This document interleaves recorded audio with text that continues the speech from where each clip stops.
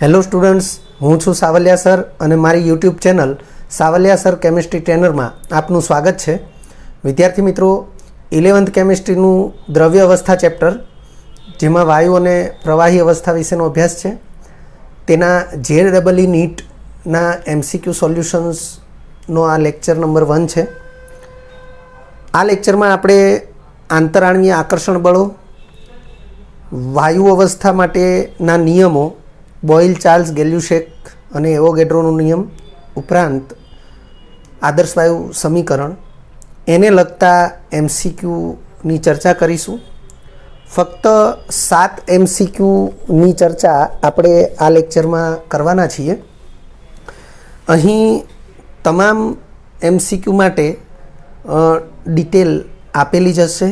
ખાસ કાળજીપૂર્વક સમજી લેવા વિનંતી, કારણ કે આ જ પ્રકારના બીજા કોઈ પણ MCQ માટે તમને અહીં જે માહિતી આપવામાં આવી છે એ ખૂબ જ કામની રહેશે, અગત્યની રહેશે. શરૂ કરીએ. પહેલો MCQ છે, ધ્રુવીય અણુ HClમાં ક્લોરીન પરમાણુ ઉપર રહેલા આંશિક ઋણ વીજભાર, જેને -ડેલ્ટા તરીકે આપણે સંજ્ઞાત્મક રીતે દર્શાવીએ છીએ, તો આંશિક ઋણ વીજભારનું મૂલ્ય કેટલું હોય? તમને 4 વિકલ્પ આપ્યા છે. પહેલા વિકલ્પમાં 1.6 × 10⁻19 કુલમથી વધુ, બીજા વિકલ્પમાં 1.6 × 10⁻19 કુલમથી ઓછું, સી અને ડી વિકલ્પ 1.06 × 10⁻19 કુલમથી વધુ અને ત્યારબાદ 1.06 × 10⁻19 કુલમથી ઓછું. વિદ્યાર્થી મિત્રો, ઉકેલ તરીકે અહીં સાચો વિકલ્પ બી દર્શાવેલો છે. આમ તો મેં અહીં સ્પષ્ટતા કરી દીધી છે. NCERT પાઠ્યપુસ્તક એમાં પેજ નંબર 134 એના ઉપર આપણને આ માહિતી આપેલી છે. ડાબી બાજુનું પેજ છે અને એ માહિતીના આધારે આપણે આનો જવાબ આપી શકીએ છીએ. જો પાઠ્યપુસ્તકની માહિતી અથવા પાઠ્યપુસ્તકનું વાંચન એ ધ્યાનપૂર્વક થયેલું હોય તો આ માહિતીથી આપણે પરિચિત હોઈએ જ. તેમ છતાં કેટલીક સ્પષ્ટતા અહીં આપણે આ પ્રમાણે કરેલી છે, યાદ રાખો કરીને. જો કોઈ વિદ્યુત ઋણ તત્વ અન્ય તત્વના એક ઇલેક્ટ્રોનને સંપૂર્ણપણે મેળવે તો તે વિદ્યુત ઋણ તત્વ તે એક ઇલેક્ટ્રોનના વીજભાર જેટલો જ ઋણ વીજભાર ધરાવતો ઋણાયન બને છે. એક ઇલેક્ટ્રોનનો વીજભાર એ -1.6022 × 10⁻19 કુલમ છે, એવું આપણને ખ્યાલ હોવો જોઈએ. 11 સાયન્સની અંદર બીજું ચેપ્ટર પરમાણ્વીય બંધારણ, એની અંદર એક ઇલેક્ટ્રોનના વીજભારનો ઉલ્લેખ છે, એક પ્રોટોનના વીજભારનો ઉલ્લેખ છે, કુલમ વીજભાર. તો એ આપણને મોઢે હોવો જોઈએ. તો જો કોઈ તત્વ, ખાસ કરીને વિદ્યુત ઋણ તત્વ ઇલેક્ટ્રોન મેળવવાની વૃત્તિવાળા હોય, એટલે આપણે અહીંયા ઉલ્લેખ કર્યો છે વિદ્યુત ઋણ તત્વ. એટલે લખ્યું છે કે જો કોઈ વિદ્યુત ઋણ તત્વ અન્ય તત્વના એક ઇલેક્ટ્રોનને સંપૂર્ણપણે મેળવે છે તો તે વિદ્યુત ઋણ તત્વ તે એક ઇલેક્ટ્રોનના વીજભાર જેટલો જ ઋણ વીજભાર ધરાવતો ઋણાયન બનશે. અહીં જે લખ્યું છે એનો અર્થ એવો થાય કે એક તત્વ, ધારો કે ધાતુ તત્વ સોડિયમ છે અને અધાતુ તત્વ ક્લોરીન છે, અથવા વિદ્યુત ઋણ તત્વ ક્લોરીન છે અને વિદ્યુત ધનમય તત્વ સોડિયમ છે. આ સોડિયમ પોતાનો એક ઇલેક્ટ્રોન સંપૂર્ણપણે ગુમાવી દેશે અને એ જ એક ઇલેક્ટ્રોન ક્લોરીન સંપૂર્ણપણે મેળવી લેશે. તો એ સ્થિતિમાં સોડિયમ ધન આયન બનશે અને ક્લોરીન ઋણાયન બનશે, અને એવા બે વિરુદ્ધ વીજભારિત આયનો વચ્ચે જે બંધ બનશે એ આયનીય બંધ હશે. કહેવાનો અર્થ એટલો છે કે અહીં સંપૂર્ણપણે ઋણાયન અને સંપૂર્ણપણે ધન આયનની સ્થિતિ માટે આપણે વિચારી શકીએ કે અહીંયા ક્લોરીન એ -1.6022 × 10⁻19 કુલંબ જેટલો ઋણ વીજભાર ધરાવશે અને સામે એને એક ઇલેક્ટ્રોન ગુમાવવાથી એટલો જ ધન વીજભાર ધરાવશે. એટલે લખ્યું છે જ્યારે સામેનું તત્વ ઇલેક્ટ્રોન ગુમાવનાર તત્વ, જેમ કે અહીંયા સોડિયમ ઇલેક્ટ્રોન ગુમાવનાર તત્વ છે, તો જ્યારે સામેનું તત્વ તેટલો જ ધન વીજભાર એટલે +1.6022 × 10⁻19 કુલમ ધન વીજભાર ધરાવતો ધન આયન બને છે. એટલે Na+ છે એ આટલો ધન વીજભાર ધરાવશે, Cl- આટલો ઋણ વીજભાર ધરાવશે. આ સ્થિતિમાં તે બંને વિરુદ્ધ વીજભારિત આયનો વચ્ચે સંપૂર્ણપણે આયનીય બંધ રચાય છે. તો અહીં આપણે NaCl એવું જે સંયોજન વિચારીએ તો એમાં Na+ અને Cl- એની વચ્ચે આયનીય બંધ રચાય છે. પરંતુ ધ્રુવીય બંધમાં, કારણ કે અહીંયા ધ્રુવીય અણુની વાત છે, H બોન્ડ Cl જે ધ્રુવીય અણુ છે HCl, તો એમાં ક્લોરીન તરફી બંધની ધ્રુવીયતા હોય છે. તો ક્લોરીન ઉપર આંશિક ઋણ વીજભાર છે. તો અહીંયા અર્થ આવો થશે, હાઇડ્રોજન અને ક્લોરીન વચ્ચે ઇલેક્ટ્રોનની ભાગીદારીથી બંધ બન્યો છે. એક ઇલેક્ટ્રોન હાઇડ્રોજનનો છે, એક ઇલેક્ટ્રોન ક્લોરીનનો છે. બંધનું ઇલેક્ટ્રોન યુગ્મ ક્લોરીન તરફ આકર્ષાય છે, એટલે કે એક ઇલેક્ટ્રોન પોતાનો જે છે એ તો પોતાની તરફ રહે છે જ, પણ હાઇડ્રોજનના ઇલેક્ટ્રોનને પોતાની તરફ આકર્ષવાનો પ્રયત્ન કરે છે. એ હાઇડ્રોજનના ઇલેક્ટ્રોનને સંપૂર્ણપણે મેળવી લેતો નથી, આંશિક રીતે પોતાની તરફ ખેંચે છે.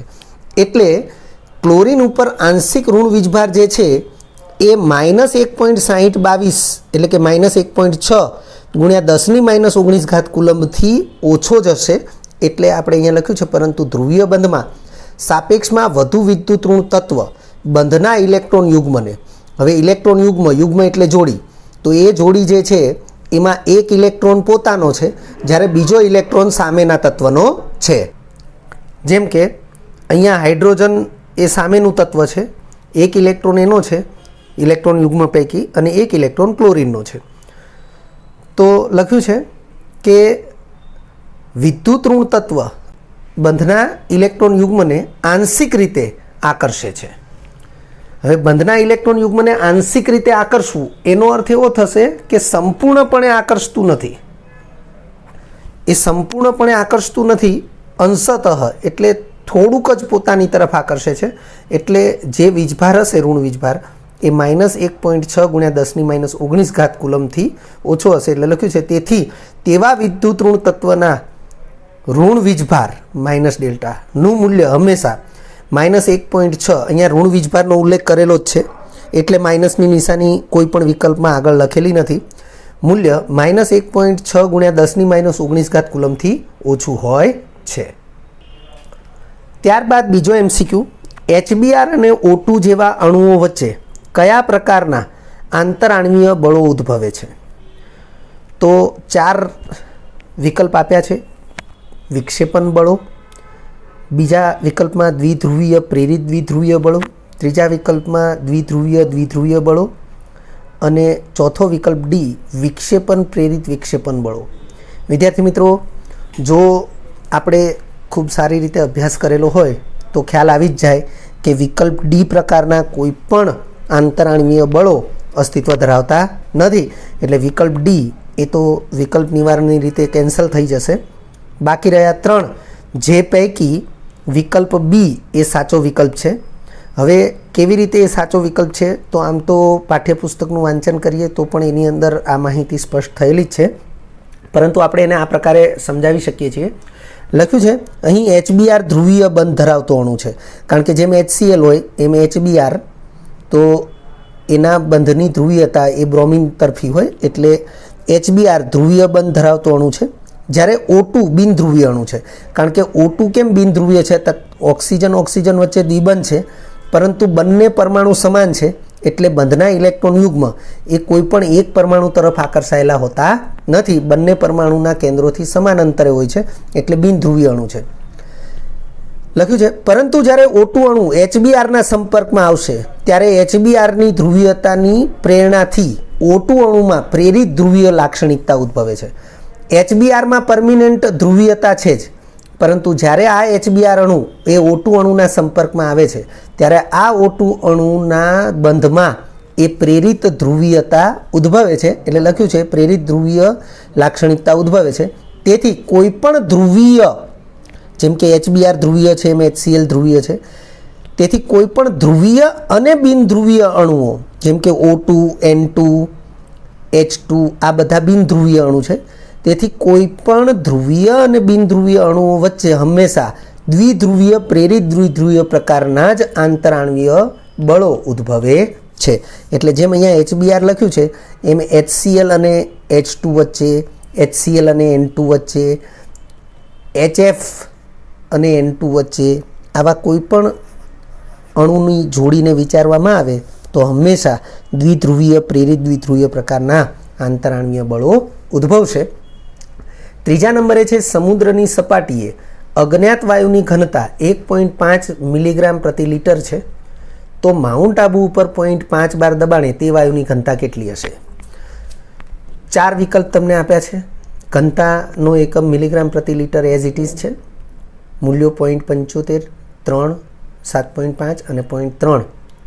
તો સાચા વિકલ્પ તરીકે ઉકેલમાં આપ્યું છે વિકલ્પ એ.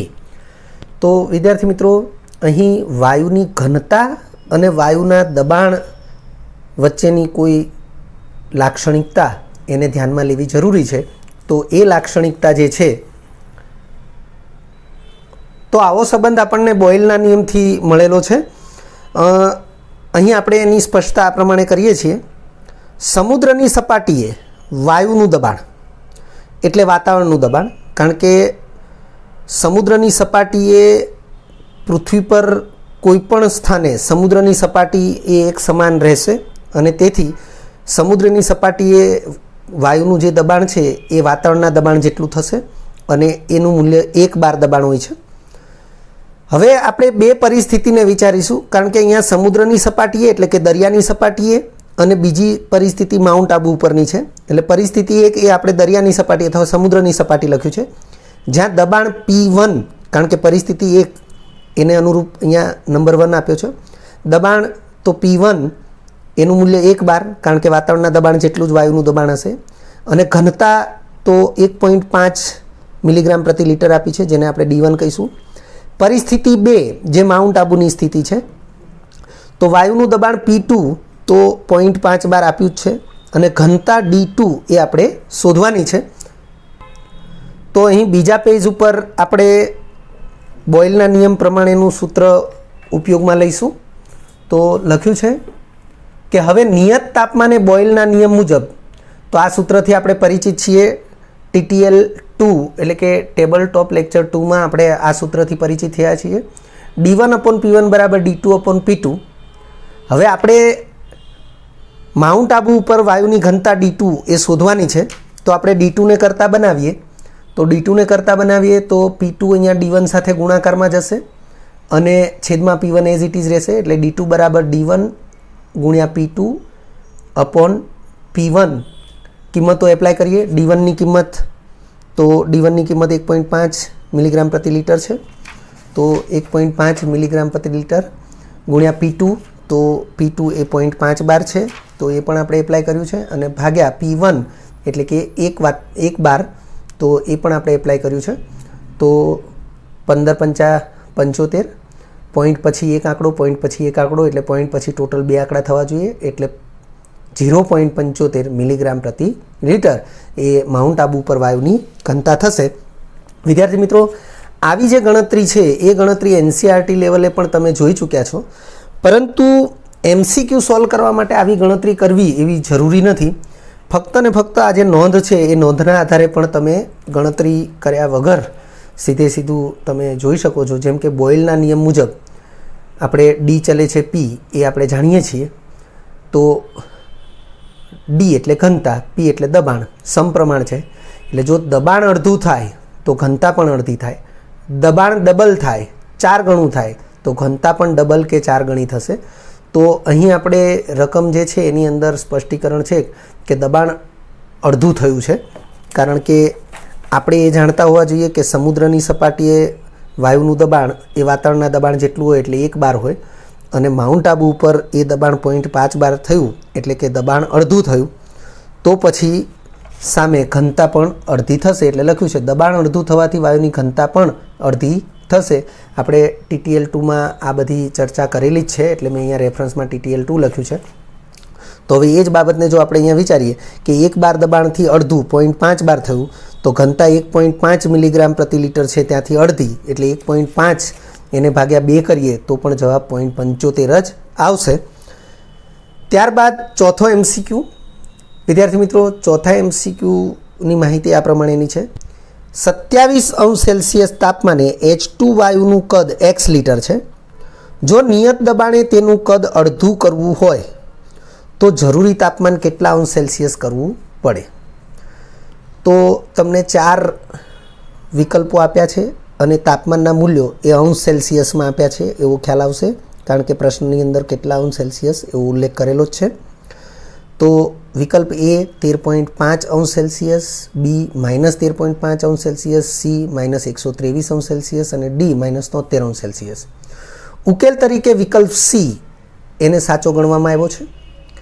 તો વિદ્યાર્થી મિત્રો, નિયત દબાણ એવો ઉલ્લેખ અહીંયા થયો છે અને ધારો કે ન થયો હોય તો પણ પહેલાં એક તાપમાન આપ્યું છે અને પ્રશ્નમાં બીજું એક તાપમાન માગવામાં આવ્યું છે.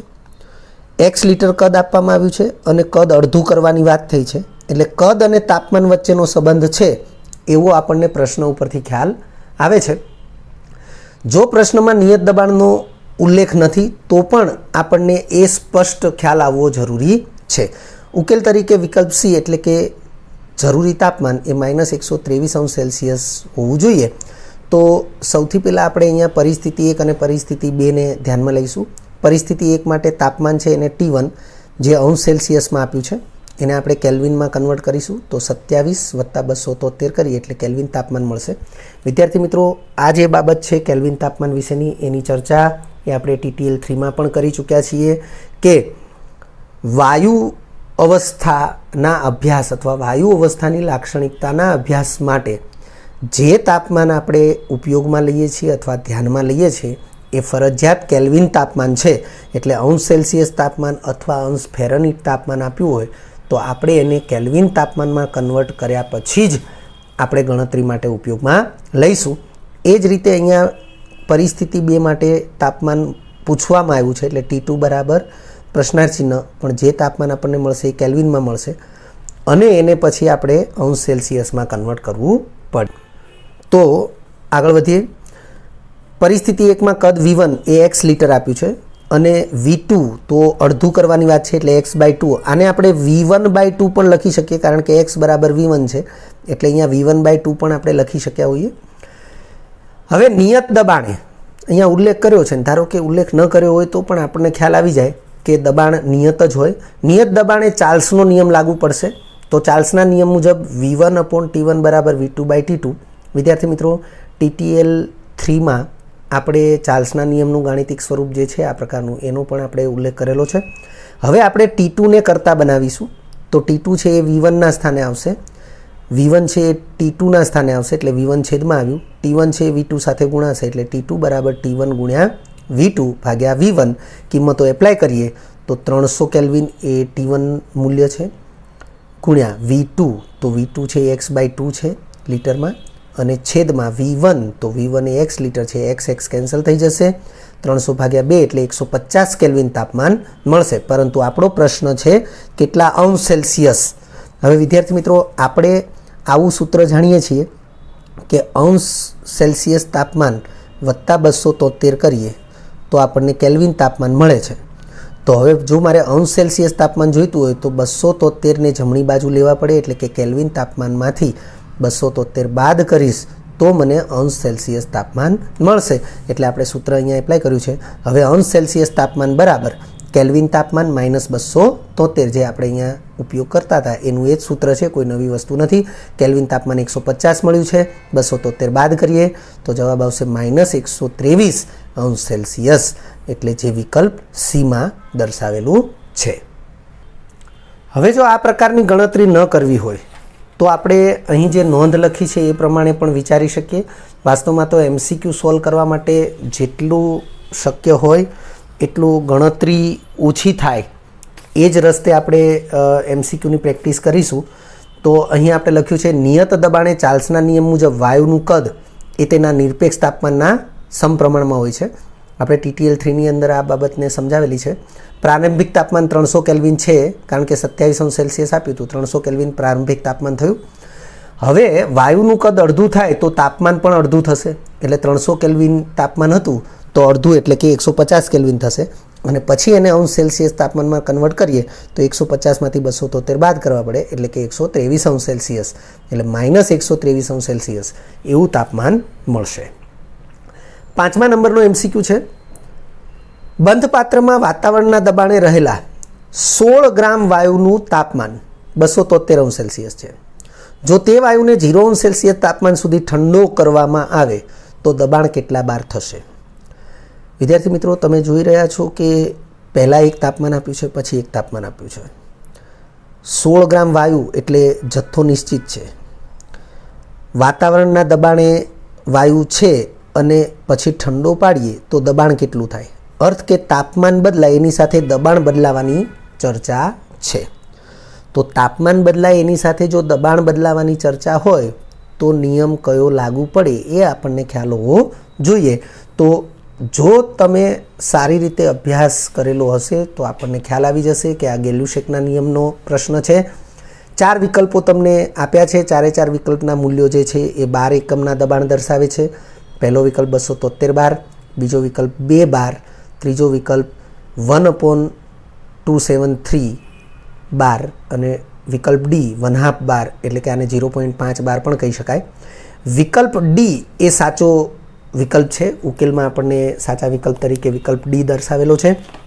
તો વિદ્યાર્થી મિત્રો, અહીં પણ આપણને 2 પરિસ્થિતિ આપેલી છે, એટલે એનસીઆરટી બોર્ડ પ્રમાણે જો આપણે ગણતરી વિચારીએ તો એ આ પ્રમાણે થાય. પરિસ્થિતિ 1, પરિસ્થિતિ 2, તો દબાણ અને તાપમાન. તો દબાણ પરિસ્થિતિ 1 માટે P1 વાતાવરણનું દબાણ છે એટલે 1 બાર થઈશે, અને P2 એ દબાણ આપણે શોધવાનું છે, અને તાપમાન T1 તો એ 273°C આપ્યું છે, પણ આપણે કેલ્વિન તાપમાન જોઈશે. તો કેલ્વિન તાપમાન માટે આપણે 273 વત્તા 273 કરીશું. આ 273 એ °C છે, અને આ 273 એ સૂત્રમાં જે આપણે °C તાપમાનને કેલ્વિનમાં કન્વર્ટ કરવા માટે ઉમેરવાના છે એ છે. તો સરવાળો થશે 546 કેલ્વિન, અને T2 તાપમાન તો 0°C તાપમાન છે, અને એમાં 273 ઉમેરીશું તો 273 કેલ્વિન થશે. તો અહીં સ્પષ્ટતા કરી છે કે બંધ પાત્રની વાત છે તો બંધ પાત્રનું કદ તો અચળ જ હોય, અને અચળ કદની વાત છે અને દબાણ અને તાપમાન વચ્ચેનો સંબંધ છે તો ગેલ્યુશેકનો નિયમ લાગુ પડશે. તો અહીં બંધ પાત્રનું કદ અચળ હોવાથી ગેલ્યુશેકના નિયમ મુજબ P1/T1 બરાબર P2/T2. તો આમાં આપણે P2ને કરતા બનાવીએ તો T2 છે એ P1 સાથે ગુણાકારમાં જશે, એટલે P2 બરાબર P1 ગુણ્યા T2/T1 કિંમતો એપ્લાય કરીએ તો આપણને P2 બરાબર 1/2, કારણ કે 273/546 એ 1/2 થશે. તો P2 બરાબર 1/2 બાર એટલે કે 0.5 બાર એ મૂલ્ય મળશે, જે આપણને વિકલ્પ ડીમાં દર્શાવેલું છે. પરંતુ ગણતરી કર્યા વગર આ બાબતને ડાયરેક્ટ પણ સમજી શકાય છે. જો આપણે ગેલ્યુશેકના નિયમને અથવા તો કોઈ પણ વાયુની લાક્ષણિકતાના કોઈ પણ નિયમને જો સારી રીતે અભ્યાસ કરેલો હશે તો આ પ્રકારના કોઈ પણ પ્રશ્નો જે છે એ પ્રશ્નો માટેનું જે લોજિક એટલે કે આઈડિયા એ ગણતરી ઉપર આધાર રાખે એવું નથી. એ ડાયરેક્ટ પણ તમે એને વિચારી શકો છો અને એનો જવાબ એ બાય લોજિક એ ઝડપથી તમે મેળવી શકો છો. જેમ કે અહીં આપણે લખ્યું છે નિયત કદે ગેલ્યુશેકના નિયમ મુજબ વાયુનું દબાણ ચલે છે નિરપેક્ષ તાપમાન. TTL3માં આપણે આ સ્પષ્ટ કરેલું છે કે વાયુનું દબાણ એના નિરપેક્ષ તાપમાનના સમપ્રમાણમાં હોય છે. હવે અહીંયા પ્રારંભિક તાપમાન 546 કેલ્વિન છે, જે અડધું થાય છે, એટલે કે 273 કેલ્વિન થાય છે, એટલે અડધું થયું. તો દબાણ છે એ પણ અડધું થવું જોઈએ, એટલે દબાણ પ્રારંભિક 1 બાર હતું તો એનાથી અડધું એટલે કે 1/2 બાર થવું જોઈએ. તો આપણને એ વિકલ્પ ડીની અંદર આપેલું છે, એટલે એ પ્રમાણે પણ આપણે ડાયરેક્ટ એની ચર્ચા કરી શકીએ છીએ. ત્યાર પછીનો MCQ છે 6 નંબરનો MCQ. લખ્યું છે નીચેના પૈકી કયા વાયુનો 10 ગ્રામ જથ્થો નિયત તાપમાને અને નિયત દબાણે મહત્તમ કદ ધરાવશે? વિદ્યાર્થી મિત્રો, તમને 4 અલગ અલગ વાયુઓ આપ્યા છે. H2CO, H2 એટલે ડાયહાઇડ્રોજન વાયુ, CO એટલે કાર્બન મોનોક્સાઇડ વાયુ, CH4 એટલે મિથેન વાયુ અને NH3 એટલે એમોનિયા વાયુ. ઉકેલ તરીકે આપણને વિકલ્પ એ આપવામાં આવ્યો છે કે વિકલ્પ એમાં H2 વાયુ છે, તો H2 વાયુના 10 ગ્રામનો જથ્થો એ નિયત તાપમાને અને નિયત દબાણે એ સૌથી સાપેક્ષમાં મહત્તમ કદ ધરાવશે. હવે વિદ્યાર્થી મિત્રો, આ જે MCQ છે એની સ્પષ્ટતા અથવા તો એનું મૂળ એ એવોગેડ્રોના નિયમમાં છે. આપણે ઉકેલમાં જોઈએ કે એવોગેડ્રોના નિયમ મુજબ નિયત તાપમાને અને નિયત દબાણે વાયુનું કદ એ વાયુની મોલ સંખ્યાના સમપ્રમાણમાં હોય છે, એટલે કે વી ચલે છે એની. આપણે TTL 3ની અંદર પણ આ સ્પષ્ટતા કરેલી જ છે કે વાયુનું કદ એ વાયુની મોલ સંખ્યાના સમપ્રમાણમાં હોય છે. તો આનો અર્થ એવો થાય કે જે 4 વાયુ આપ્યા છે એમાંથી જેની મોલ સંખ્યા વધુ એનું કદ વધુ. એટલે લખ્યું છે આથી 10 ગ્રામ જથ્થા માટે એટલે 10 ગ્રામ વજન માટે આપેલ પૈકી 4 વાયુ આપ્યા છે, આપેલ પૈકી જે વાયુની મોલ સંખ્યા વધુ તે વાયુનું કદ વધુ થશે. હવે મોલનું સૂત્ર છે મોલ બરાબર વજન ભાગ્યા અણુભાર. આ સૂત્રથી આપણે પરિચિત હોવા જરૂરી છે. તો આપણે 4 વાયુના અણુભાર જાણતા હોવા જોઈએ. વજન તો 10 ગ્રામ 4 માટે 10 ગ્રામ આપેલું છે. તો અહીં H2CO CH4 અને NH3ના અણુભાર અનુક્રમે 2, H2નું આણ્વીય દળ 2 એકમ, CO નું 28 કારણ કે કાર્બનના 12 અને ઓક્સિજનના 16 એટલે 16 અને 12 28 ગ્રામ પ્રતિ મોલ. કાર્બનના 12, હાઇડ્રોજનનો 1 એવા 4 એટલે 12 ને 4 16 થશે. નાઇટ્રોજનનો 14, 3 હાઇડ્રોજનના 1 એવા 3 એટલે 14 ને 3 17 થશે. તો અનુક્રમે 2, 28, 16 અને 17 એકમ છે. આથી મોલ અનુક્રમે તો 10 ગ્રામ વજન તો બધાનું છે, તો 10 ભાગ્યા 2 તો H2ના મોલ થશે, 10 ભાગ્યા 28 એટલે CO ના મોલ થશે, 10 ભાગ્યા 16 એટલે CH4ના મોલ થશે અને 10 ભાગ્યા 17 એટલે એમોનિયાના મોલ થશે. આથી મોલ સંખ્યાનો સાપેક્ષ ક્રમ. તો વિદ્યાર્થી મિત્રો તમે જોઈ શકો છો કે અંશમાં 4 જગ્યાએ સમાન મૂલ્ય 10 છે અને છેદમાં મૂલ્ય જુદા જુદા છે. તો જ્યારે અચળ અંશ હોય અને છેદના મૂલ્ય જુદા જુદા હોય તો જેમ છેદનું મૂલ્ય વધુ એમ ગુણોત્તરનું મૂલ્ય ઓછું થશે અને જેમ છેદનું મૂલ્ય ઓછું એમ ગુણોત્તરનું મૂલ્ય વધારે થશે. તો આથી મોલ સંખ્યાનો સાપેક્ષ ક્રમ છેદનું મૂલ્ય વધુ તો મોલ સંખ્યા ઓછી થશે, એમ છેદનું મૂલ્ય ઓછું થતું જાય એમ મોલ સંખ્યા વધતી જશે. એટલે 10/28 આ ગુણોત્તરનું મૂલ્ય સૌથી ઓછું આવશે એટલે એ મોલ સંખ્યા સૌથી ઓછી થશે. 10/17 એ સાપેક્ષમાં મોલ સંખ્યા વધુ થશે પરંતુ બાકીના બંનેની સાપેક્ષે ઓછી થશે. 10/16 એ આ બંનેની સાપેક્ષે વધુ મૂલ્ય થશે પરંતુ 10/2ની સાપેક્ષે ઓછું મૂલ્ય થશે. જ્યારે 10/2 એ મૂલ્ય સૌથી વધારે થશે. એટલે કે CO NH3 CH4 અને H2 એ પ્રમાણે આપેલ વાયુઓની મોલ સંખ્યા થશે. આમ H2 વાયુના મોલ સૌથી વધારે મળે છે તો H2ની મોલ સંખ્યા સાપેક્ષમાં સૌથી વધુ હોવાથી તેનું કદ પણ મહત્તમ થશે. વિદ્યાર્થી મિત્રો આ MCQ એ જો તમે ધ્યાનથી ભણ્યા હોય અને મે બી એવું થાય કે તમને પરીક્ષામાં પ્રશ્ન એવો પૂછે કે નીચેના પૈકી કયા વાયુના 10 ગ્રામ જથ્થો એ નિયત તાપમાને અને નિયત દબાણે ન્યૂનતમ કદ ધરાવશે. તો વિદ્યાર્થી મિત્રો અહીં CO ની મોલ સંખ્યા સૌથી ઓછી છે. તો એવા કોઈ પ્રશ્ન માટે જે ન્યૂનતમ કદ ધરાવતા વાયુને પસંદ કરવાનો થાય તો વિકલ્પ તરીકે ઉકેલ તરીકે વિકલ્પ બી એ સાચો જવાબ રહેશે. ત્યારબાદ 7મા નંબરનો MCQ વિધાન આ પ્રમાણે છે. 0°C તાપમાને અને 10⁵ પાસ્કલ દબાણે 45.4 લીટર કદ ધરાવતા ઓક્સિજન વાયુનું વજન કેટલા ગ્રામ હોય? અહીં ઓક્સિજન વાયુ આદર્શ વર્તણૂક ધરાવે છે. વિદ્યાર્થી મિત્રો તમે જોઈ શકો છો કે તાપમાન આપ્યું છે, દબાણ આપ્યું છે, કદ આપ્યું છે, ઓક્સિજન વાયુ એવું પણ આપ્યું છે. તો તાપમાન, દબાણ, કદ આ બધી જ માહિતી છે. તો આપણને એના ઉપરથી શું મળી શકે?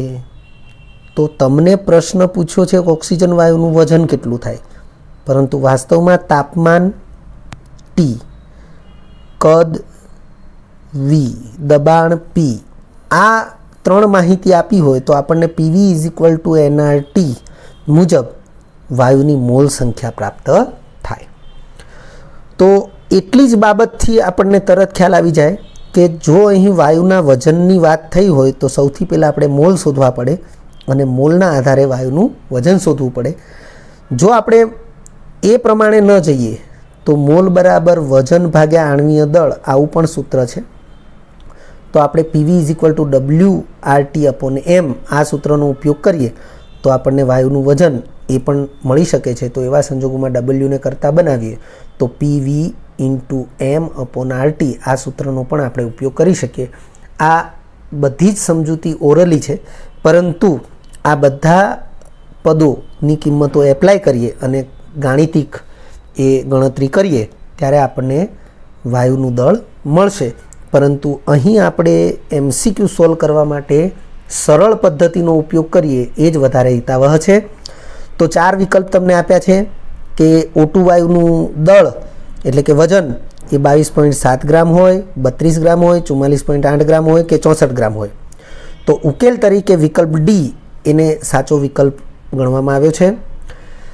તો ખાસ આપણે આ પ્રકારના જે MCQ છે જેની સૌથી સરળ સમજૂતી અને સરળ જે રજૂઆત છે એ આપણે અહીંયા દર્શાવીશું. આ પ્રકારના MCQની પ્રેક્ટિસ કરીશું તો જ આપણને એની ફાવટ આવશે.